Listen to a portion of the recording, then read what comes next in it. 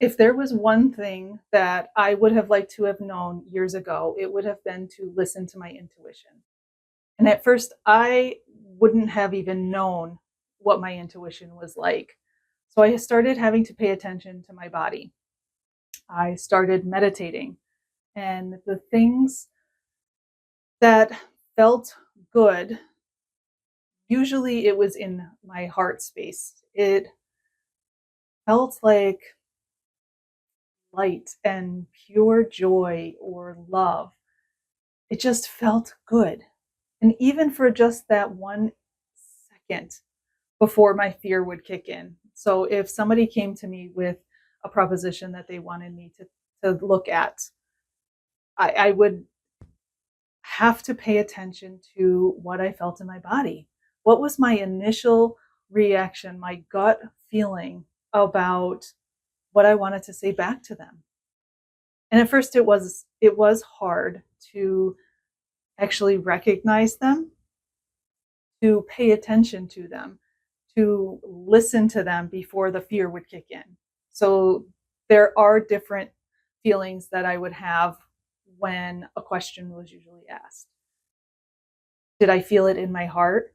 Did I feel it in my gut? Did my gut just twist up in knots? What was it that initial reaction that I had when I was asked this question? Because even though it would feel really good and I would want to do it, my fear would kick in. And I had to distinguish between the two. And at first, that was hard. But with practice, it became a lot easier. So, knowing what feels right and what doesn't. The second is actually going along with that and saying it. And sometimes I couldn't say it right away, especially if that fear took in and I would just come back and be like, I have to think about it, or I'll have to let you know. And most of the time I ended up saying no to situations or things that I later on regretted not doing because of that fear.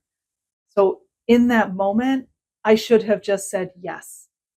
Years down, I actually started saying yes to a lot of things, unless it actually did not just set well with me. And a thing that comes up is when I want to do something and it's out of the norm, or what is everybody else going to think? Or nobody has ever done this before. And that's just fear. Those are thoughts that are trying to keep you safe.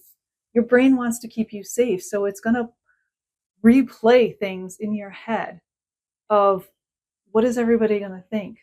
Oh no, I can't do that.